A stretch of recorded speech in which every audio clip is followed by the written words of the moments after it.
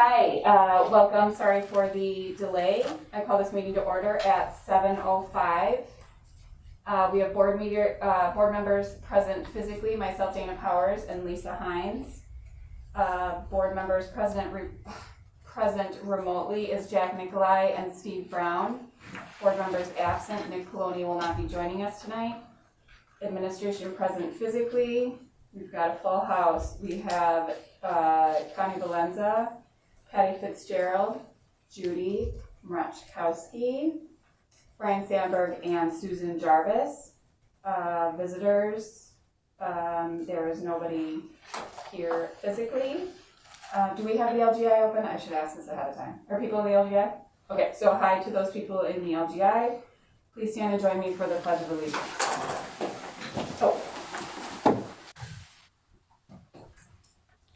Allegiance to the flag of the United States of America, and to the republic for which it stands, one nation, under God, indivisible, with liberty and justice for all. Before you approve the agenda, Yes. I would like to make a recommendation due to the Kenosha County curfew that goes into effect at 8 p.m. this evening. I'm recommending that we remove the following items from the agenda and place them on the September board meeting agenda. 1 being the technology access report, 2 being administrator reports, including the physical restraint and seclusion report, which is not due until after the next board meeting, so we'll be okay there. And then committee reports. Does the committee report include the policy? Yes. Okay, so we'll do all that next time. And that's okay as long as that's okay, cool. Speaking of which, then can I get an approval of agenda with those exceptions? The amended agenda. Very good. I move to approve an amended agenda to remove, can I just say it by item number, we can remove item number. Oh, it left the screen. How about as presented? It's not as presented, we're making changes. Here, now just I'm those things. sorry, when I said as presented by the district superintendent, never So mind. just list those things. But removing the technology access report, administrator reports, that includes the physical restraint and seclusion report, and the committee reports. So moved. Steve Brown, second. Jack, Aye. Steve, Aye. Lisa, Aye. and Dana, I motion is approved. President's report. I do have something to report on tonight. I have to say with saddened heart that Lisa will be moving out of district in the next couple of weeks and therefore will have to step down from being a board member. This is not something that she was purposely doing to move away from us. You have been with us for A long time. a lot of years. Maybe Diane can look up that number for us just for fun. Not now. So we are going to be very, very sad to have you and your wisdom no longer with us. Absolutely. But you are a text away, so Yeah. please be available for all of our questions. For sure. It was great serving the district, and wasn't always easy, but I'm really proud of what we've done and where we've come, and it was my pleasure to serve. And I'm sad to go. So Lisa, thank you for all of your wonderful contributions as a board member. Lisa, it's been great working with you. Yes, you too. Thank you very much. So that being said, Connie will now move forward with posting A vacancy similar to the way that we did that in the past. Exactly, so we'll do the interviews, and I know we just did that several months ago or whenever that was. So anybody listening can hear now and just stay tuned, and hopefully we can get a number of people to come in and interview, and we'll get another amazing board member. It's going to be strange, not right? It's Right? very strange not to be involved. And You have to find somebody who really understands numbers. Oh, see? All right. Okay, great. Go ahead. So just a staff spotlight I wanted to share. We had our back to school meeting, and at our back to school meeting this year, we recognized our service awards, and I just wanted to kind of run through those quickly for the benefit of those watching the board meeting and the board. Jen Matasic, who is a 4K teacher, has been with us for 20 years. So it's exactly the same. Oh god, she looks like a baby over there. Jeez. Gail Cubis, one of our paraprofessionals, has also been with us for 20 years. Amazing. Sandy Lilyroot, one of our 6th grade teachers, has been with us for 10 years. Wow. Mike Puzo in maintenance has been with us for 10 years. Wow. Michelle Danielson, one of our paraprofessionals, she was 10 years in 2016 and somehow got overlooked, so we didn't want to do that to her, so we recognized her this morning. Lisa, what's the math on that? Just as your last. It's a mistake, is what it was. And then Sarah Kiefer, our 3rd grade teacher, was 10 years in 2019. Again, got overlooked, so we wanted to make sure that we were recognizing everybody for that 10-year mark. So, great employees of the district and many years. Yeah. That's great. Clerk's report. Nothing, unless there's something that Diane has that I didn't get. I'm out of town visiting family in Arizona, but She didn't receive anything. She's shaking her I head did no. not receive anything. Thank you. Lisa, treasurer's report? Yes.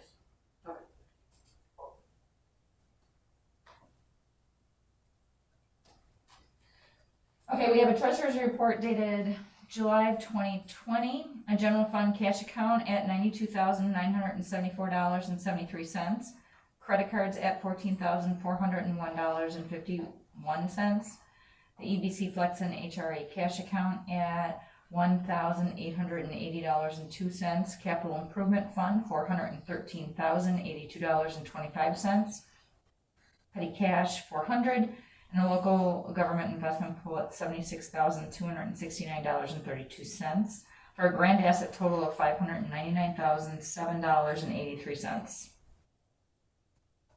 I move to approve the treasurer's report dated July of 2020 for a grand asset total of $599,007.83. So moved. Technical, second. Okay. Steve? Aye. Jack? Aye. Lisa? Aye. And Dana, aye. Motion carries. Accounts payable by either check or vendor. And if, Steve, Jack, have you already looked at, do you guys have any questions? No. I move to approve the accounts payable bills dated July 25th through August 21st, 2020, from check number 55558 through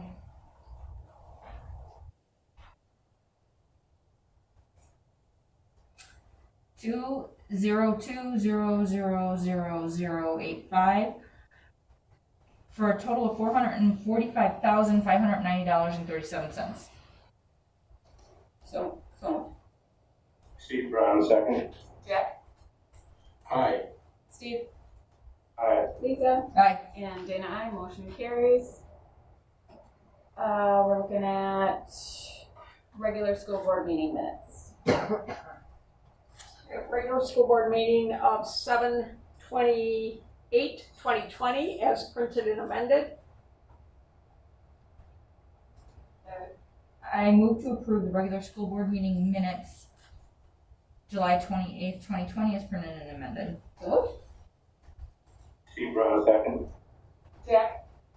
Aye. Steve? Aye. Lisa? Aye. And Dana, aye. Motion carries. And then we have this special meeting, which it looks like Nick was not at, but he's not here anyway, so he would otherwise be amended. Or no. I move to accept the minutes of the special school board meeting of August 11, 2020 as printed and amended. So moved. Technical, second. Steve? Aye. Jack? Aye.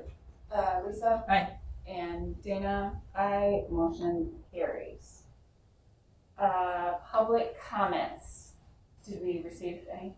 Nope. Okay, so just as a refresher, how we're doing this now is, public comments need to be submitted to Diane by 4:00 of the same day of the board meeting. Diane did not receive any public comments, so we are moving forward. So the first action item on the agenda is to consider a contract amendment for our Dean of Students. As you recall, that position was vacated last year and we went through a process of hiring. A final recommendation was made of Zachary Paul. He has a BA in history from Wright State University, certification in early adolescence, and middle childhood, early adolescence level cross-categorical special ed. Was a special education teacher at Gilmore Middle School in Racine from 2016 to 2018, but probably most importantly was a special education teacher in the Salem School District from 2018 through the present. Our recommendation would be to approve a contract for Zachary Paul as a 6/8 Dean of Students at a salary of not less than $59,780 for the 2020-2021 school year as presented. And then just to clarify, that does bring with it an additional 10 days in his contract so that he would be here at least 5 days before the school year started and 5 days after. Is that an administrative license? No, it's not. It doesn't, okay. Does he have his administration license? No. Is he looking to? Is that a fair question? I think at some point he's looking at other opportunities to grow and expand in his position in education, but at this point he is not signed up for an actual program. He is currently enrolled in a master's degree program. Okay. But not Master of Administration, Master of Special Education. Okay, well, special education. And I assume we would then need to fill his position. Do we already have? We'll be doing that in about 2 minutes. What took you so long? Okay, I moved should to- have read ahead. I move to approve Dean of Students Zachary Paul for the 2020-21 school year. So moved. Contract. I said Steve contract. Brown, second. Jack, Aye. Steve, Aye. Lisa. Aye. And Dana, aye. Motion carries. Congratulations. So one of the aspects and why the reason for the long delay was that we wanted to make sure that we had a replacement that was going to be able to fill that role if we moved him into Dean of Students. So I have another action item for a special education teacher contract. That would be for Kevin LaRoche, was a BA in psychology from UW Whitewater, certification again, early adolescence, middle childhood, and then early adolescence level intellectual disabilities and cross-categorical special ed.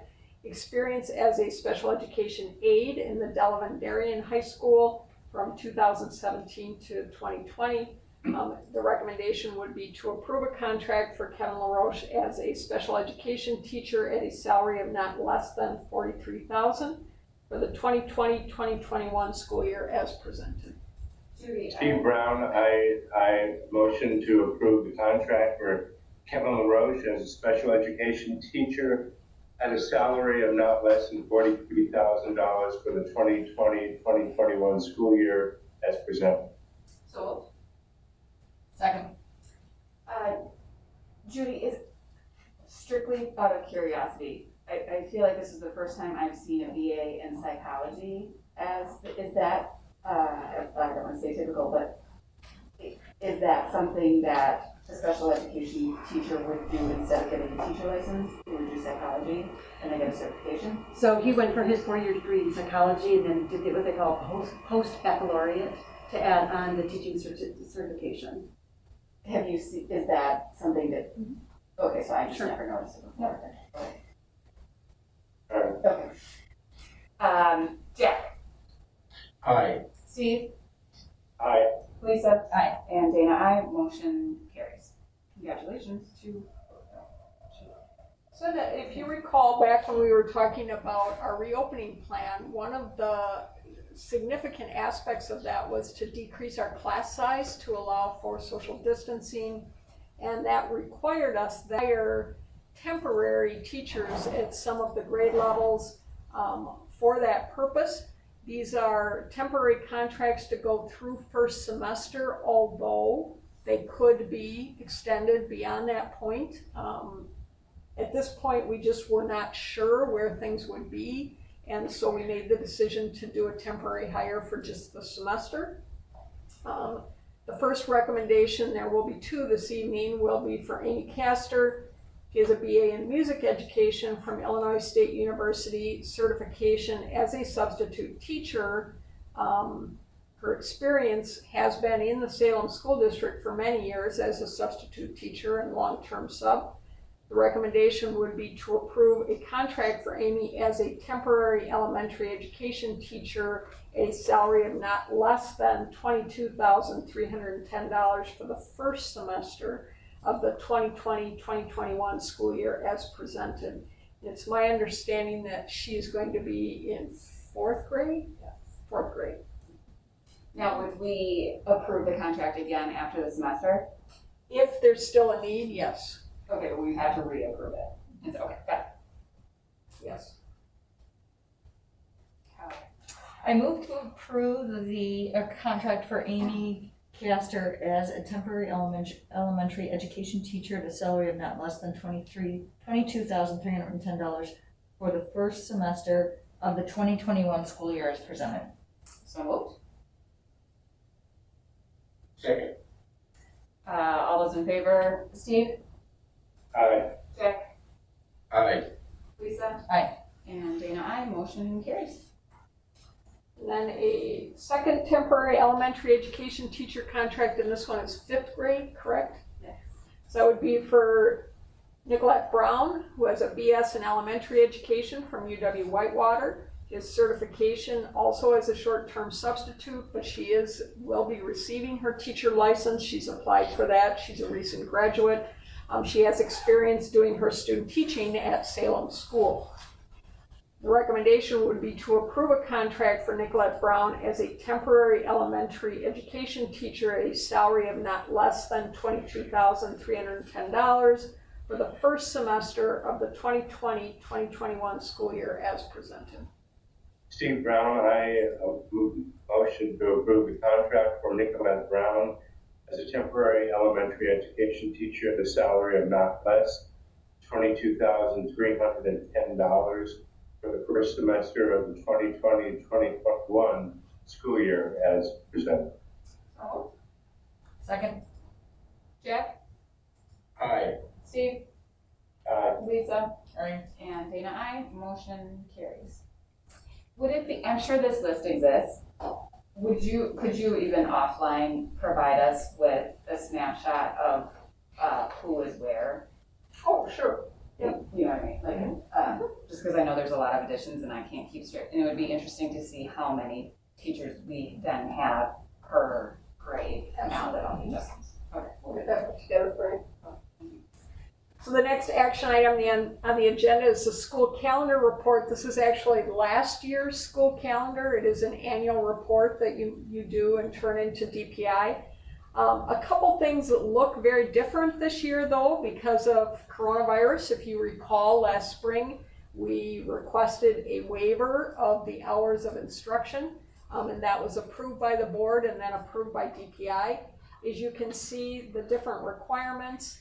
Kindergarten has 437 hours, grades 1 through 6, 1,050 hours, and then 7-12, 1,137 hours. Our total hours last year was 1,046.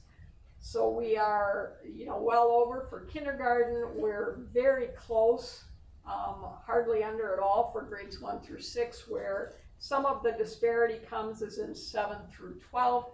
But again, that waiver was approved based on coronavirus. So just sharing with you what the report is. And that's where you see the warning hours appear to be less than the standards suggest. However, that's okay because we did receive that waiver based on the hours of instruction. My recommendation would be to approve the 2019-2020 school calendar report as presented. I have never seen this. This is fascinating. Thank you. And thank you for doing your job. We're gonna have to do the same thing again this year? Yes. We are set up a little bit differently this year though, so if things go as planned, I don't believe we'll need to request a waiver for this next year.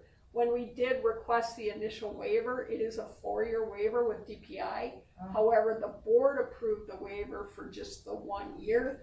And so if anything, we would come back to the board and ask you to approve. But I think, unless things significantly change, because we're set up pretty well to move pretty seamlessly into online instruction now, I don't believe that will be a problem. But this year being 2020, I would never say for certain. Yeah. I shouldn't even say anything. I move to approve the 2019-2020 school calendar report as presented. So, Second, Brown. Steve? Aye. Jack? Aye. Lisa? Aye. And Dana, aye. Motion carries. I'm going to ask Susan to come up to the table, our business administrator, and talk about the Wisconsin School Day Milk Program that we're asking your approval for us to participate in. We've had half-day pre-K for years, ever since I've been here. And since they are going full days, we can no longer offer a special milk program. The special milk program was put in place to help defray the cost of snack milks. So the only other option we have is to participate in a Wisconsin School Day Milk Program, and it will pay completely for anybody that qualifies for free or reduced. And it is eligible for students pre-K through 5 to have 1 snack milk per day. That's an 8-ounce carton. And it can be any type of milk. It can be whole milk, skim milk, 1%, 2%, chocolate milk. It doesn't matter. But I have to get a approval from the board in order to do this. But this is federally funded? Is that- Yes. Oh, but only for free and reduced, not? Correct. Anyone else, they won't reimburse us for. Okay, it would just be the, okay. Yeah. So it's So this is it is actually a state program though, which does stipulate that the milk must actually come from Wisconsin. So Oh, wow. extra. That's smart. any student that has any type of medical condition that they cannot consume milk, they can substitute that with 8 ounces of juice. But again, they want it to come from Wisconsin, if at all possible. That's great, that's cool. So the recommendation would be to approve Salem School District's participation in the Wisconsin School Day Milk Program. I move to approve Salem School District's participation in the Wisconsin School Day Milk Program. So moved.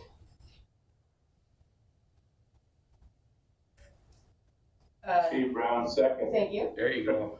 I did that. Jack? Aye. Steve? Aye. Lisa? Aye. Dana, aye. Motion carries. Thank you, Susan. So I won't go through all these policies unless there's unique questions. We are at that point on all of the policies that we approved for first reading at the last board meeting are now up for second reading. Where are we gonna move this to September? Not the policy. Oh, that is. Remember, we have to get that one policy in place. Okay, got it. But again, as you did last time, you didn't go through each of the unique ones. They have gone through committee. They've gone through first reading. This would now be second reading on all of those policies. Steve or Jack, you wanna do the motion on this one since you guys are part of the committee? Go on, Steve. Oh, do you have, is it just, It's just the approving first all of reading, them? different. Or, okay, oh, there we go, okay. Steve, you wanna do the recommendation at the bottom? Make the motion, I mean? Yes, I move to approve the revised policies as presented for second and final reading. So Second. moved. Yes, Jack can have that one. Jack, Aye. Steve, Aye. Lisa? Aye. And Dana, aye. Motion carries. So updates on school reopening, just so that everybody's kind of kept in.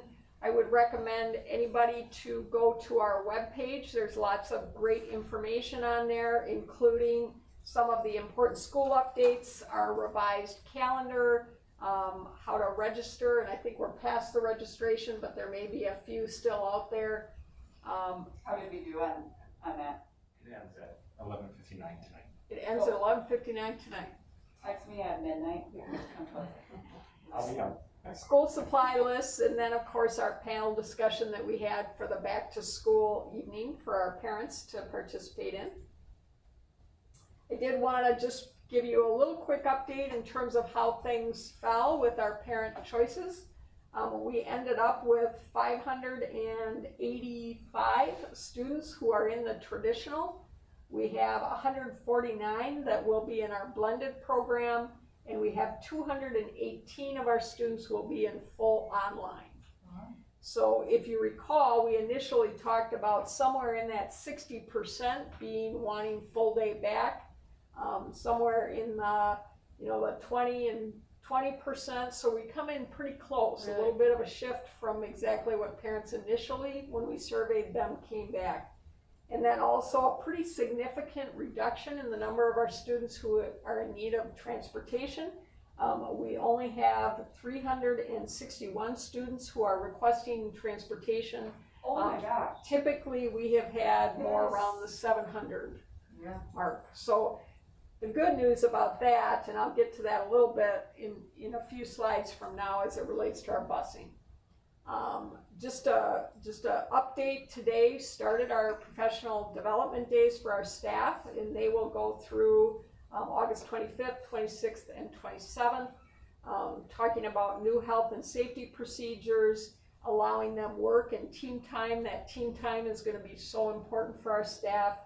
All of those mandatory DPI trainings that are required of our staff every year, professional learning community training, again, that kind of support to help do that collaboration and team work.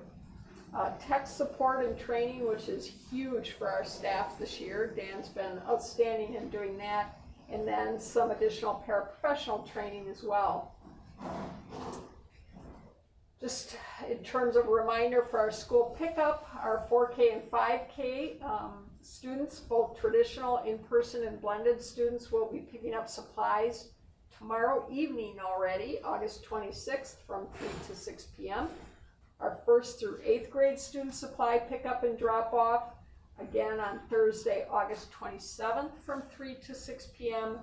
And then for our virtual supply pickup, those are our full online virtual instruction students, would be Tuesday, September 1st from 10 to 2. That is a little bit more of a closed time, so if families have difficulty with that, we can work around that for them if they want to contact us about that. Even more, maybe a little scary, how fast school start is coming up. Our 4K Monday, Tuesday class, along with our 5K through 3rd graders, will be starting on Tuesday, September 1st. We did it a little differently this year than maybe in the past to try and give those youngest students an opportunity to ride the bus, figure out how to get lunch, get through the hallways, find their cubbies in their classroom. And also knowing that, in the past on our open house, families would be able to come in our building and show kids where their classroom was and walk around, and obviously that's not going to be an option this year. So that was kind of why we wanted to narrow down the kids who are coming that first day. Right away then on Thursday, the 3rd, we're going to start our 4K Thursday, Friday class. Our 4-8 Thursday, or our 4-8 traditional class will also start on Thursday, September 3rd. And then our blended, again, depending upon whether they're a Monday, Tuesday, or whether they're a Thursday, Friday, would either start that Tuesday, September 1st, or the Thursday, September 3rd. All of our students, though, in that blended will start, whether they're in their virtual or whether they're in here in school, on September 1st. Our full online virtual, those students, depending upon the kind of where they're at, they'll be starting the Thursday, September 3rd, with the exception of our 4K Monday, Tuesday class. They'll be starting on Tuesday, September 8th. That is our school. You can see a very complex drop-off pickup plan for our families to try and reduce the number of cars that are coming through at a given time, trying to kind of stagger the bus and everything else. So if that's something that we did send a copy home in all of the packets that parents will be picking up tomorrow so that they can kind of study that and see which doors they come in. This is really important because we will be doing temperature checks for our students as they come in the door. So in order to try and both cut down on the number of students that are way backed up, we're really asking that families take a look at this map and follow the different places where their students will be dropped off. Bus routes, we are going to still run a separate 4K bus route. That was always one of my biggest concerns as kids who had never ridden the bus getting on that first day and not having that kind of experience of being able to figure out how to ride the bus. So we will have a separate 4K bus with the exception of 2 students who were way kind of spread out. We did contact the parent and they're fine with going with an older sibling in both cases, so that's worked out for us. Our bus routes have been reduced to a range of students from 16 to 30, although that 30 is really an outlier. There's only one bus that has that. What is the norm, like, when life was? About 60. Oh gosh, okay. Yeah. 70 or 75. Yeah, Wow. I mean, so we traditionally run probably between 50 and 60 students on every bus. Wow. So they've been reduced down. The typical range is about 19 to 25 students, remembering that there are 24 seats in the bus.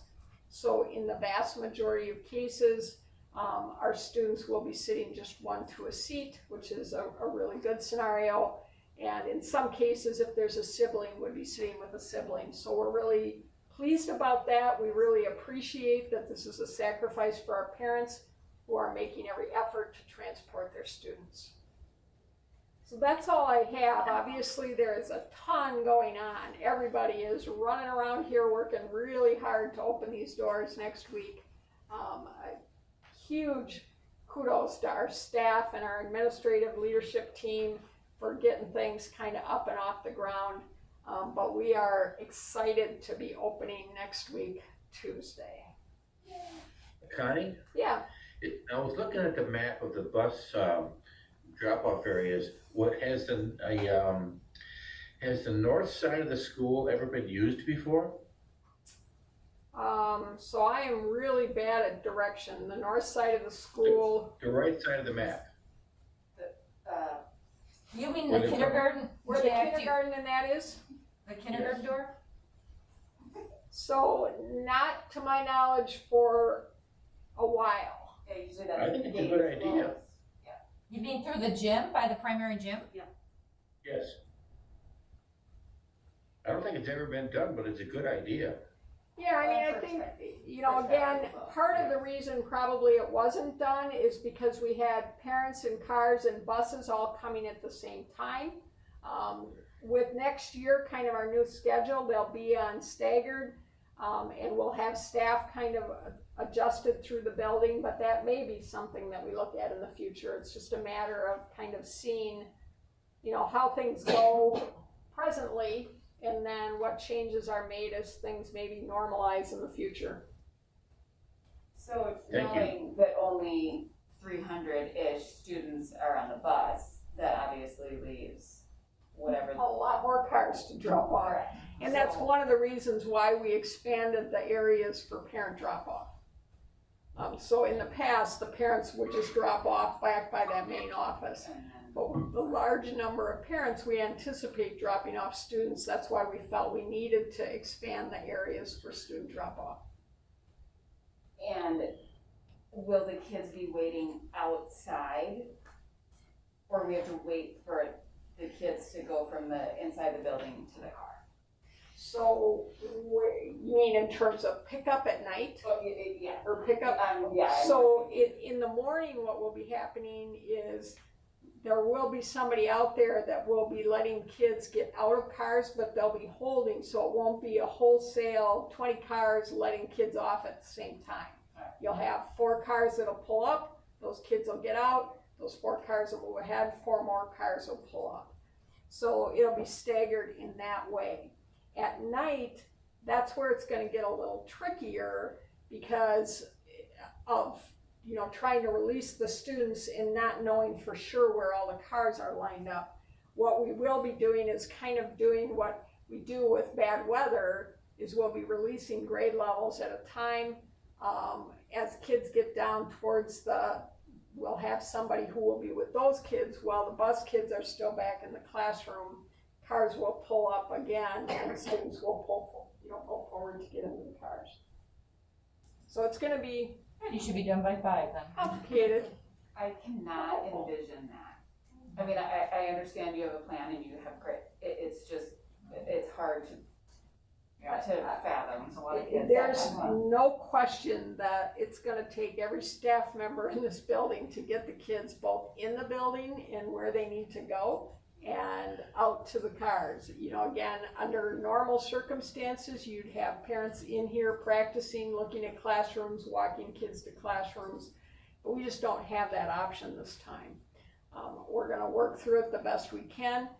We believe that we'll be able to provide at least a reasonable level of distance between our students with dismissal, knowing though that our students will be wearing masks while they're going through that dismissal stage, and get them into cars as fast as we can. Connie, when you were talking before with regards to the buses, everything seemed to be falling into place with regards to the bus routes and everything you were talking about before? I believe so. The bus company went through a pretty significant looking at routes and trying to kind of condense them a little bit in terms of length of time and cutting down the overall numbers of students. I think we're in as good a shape with the buses as I would have hoped for. I feel much more comfortable knowing that most of those buses are going to have pretty reasonable numbers of students on them, and I think that should be a big relief to our parents as well that need to use our bus transportation.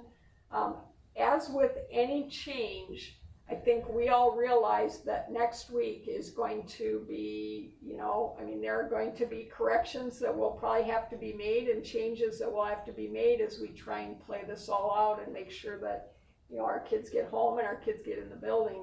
I have said kind of consistently, we're asking for patience and forgiveness from our families because we're going to do the best we can to make this work, but this is all new. It's like starting and opening up a brand new school for the first time.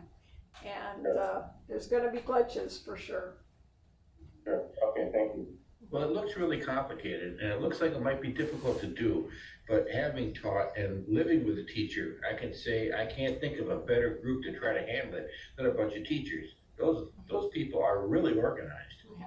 I could not agree more. We have a great staff, and I would not be sitting here even remotely as confident as I am if we didn't have the staff we have. That was a nice compliment.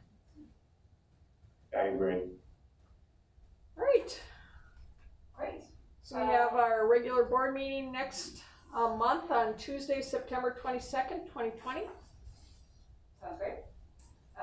Good. And I will be there in person. I move to adjourn the meeting at 7:44. So, Anybody want to second that? Okay. Jack? Aye. Steve? Aye. Lisa? Aye. And Dana, aye. We are adjourned. Thanks for joining. Thank you. Okay, tonight's meeting was short. Does that mean we're only gonna make about 43